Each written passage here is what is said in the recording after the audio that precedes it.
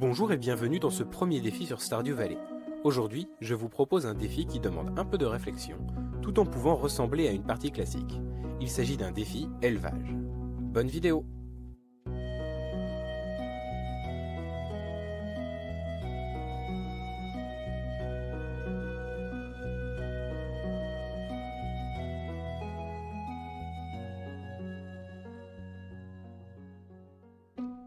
Commençons par définir les règles. Les seuls produits autorisés à la vente doivent être issus des animaux d'élevage, c'est-à-dire des animaux des étables et des poulaillers.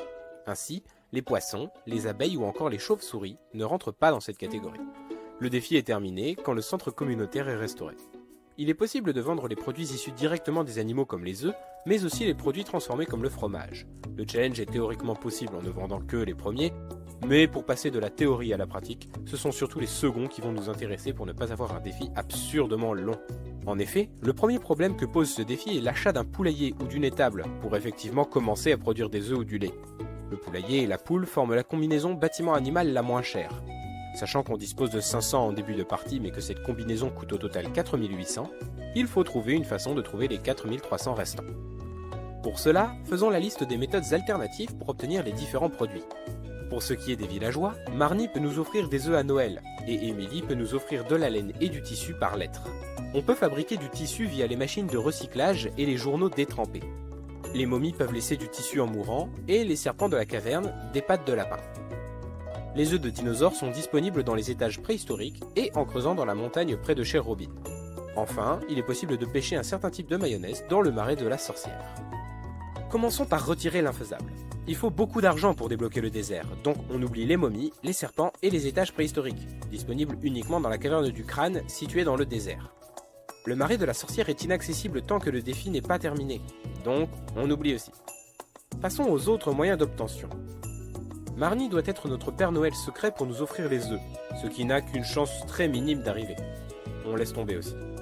Si encore on pouvait recommencer la journée en boucle jusqu'à ce que Marnie nous offre les œufs, ce serait envisageable, mais je ne crois pas que ce soit possible de toute façon. Les œufs de dinosaures sont très rares, ce sera un plus si j'en trouve évidemment, mais il ne faut pas trop compter dessus. Il nous reste donc l'amitié avec Emily et la machine de recyclage. L'amitié avec Emily ne coûte pas grand chose en temps, je ramasserai suffisamment d'objets inutiles en chemin pour lui trouver des cadeaux. Donc même si les chances d'avoir la laine ou le tissu ne sont pas énormes, j'ai décidé d'en faire mon ami. Elle et un certain Shane, mais lui c'est juste pour la frime. Petite parenthèse, les œufs de Marnie, la laine d'Emily et les œufs de dinosaures sont ce qui rend les défis produits non transformés uniquement faisables. Mais c'est extrêmement laborieux. Le taux d'apparition des œufs de dinosaures est de moins de 1%, et je n'ose même pas imaginer la probabilité que Marnie offre des œufs, car il faut tomber à la fois sur elle et sur le cadeau des œufs. La laine d'Emily en comparaison est sûrement plus intéressante, mais comme elle peut envoyer de la laine ou du tissu, là aussi cela peut être très long pour tomber spécifiquement sur la laine. Donc, j'ai préféré éviter. Fin de la parenthèse. Pour l'instant, aucune de ces méthodes n'est très concluante. La machine de recyclage est par contre notre meilleur ami pour ce défi. Il suffit d'amasser des journaux détrempés, puis passer le journal à la machine et hop, le tour est joué, du tissu tout neuf. Le tissu se vend à l'origine 470. Il nous en faut donc une dizaine pour mettre en route la production. C'est décidé. Grâce à notre super méthode de recyclage, nous pourrons construire un poulailler. Mon personnage s'appellera donc Seguin, comme le très connu Monsieur Seguin, qui aime par-dessus tout sa chèvre. Si vous voulez écouter l'histoire, je mets dans la description la nouvelle racontée par Fernandel. Bref. En tant que berger, le chien le plus apte à garder les animaux sera mon fidèle compagnon. Et comme il a déjà eu 6 chèvres avant, Monsieur Seguin ne doit pas être tout jeune. Il aura donc un début de cheveux gris. Et je me suis trompé, j'ai oublié et je n'ai fait que les sourcils. Bon, tant pis, on lui mettra un chapeau. Mes premiers jours à la ferme sont très classiques. Je fais un peu d'espace, je casse quelques débris, je nettoie la ferme, je crée mon premier coffre et le tour est joué. Ah au fait, je joue en français parce que certains d'entre vous ne sont peut-être pas familiers avec le jeu, et je ne veux pas que l'anglais vous repousse.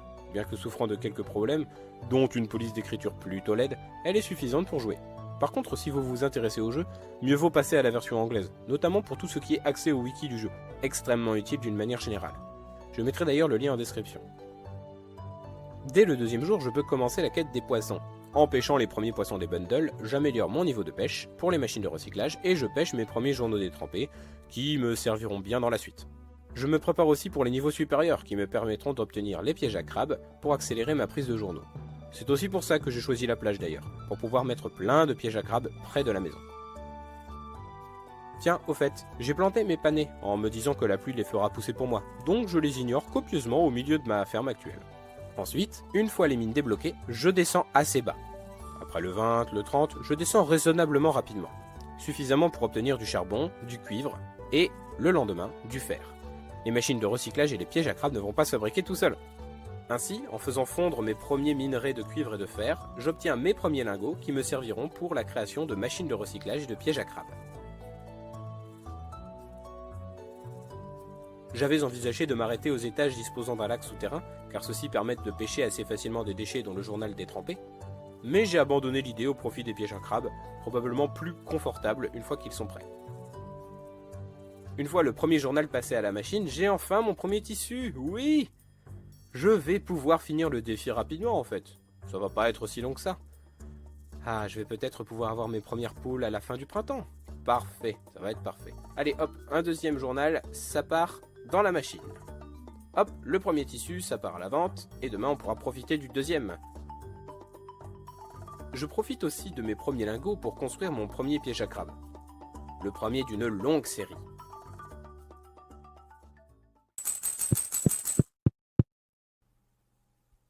Oh. Oh non.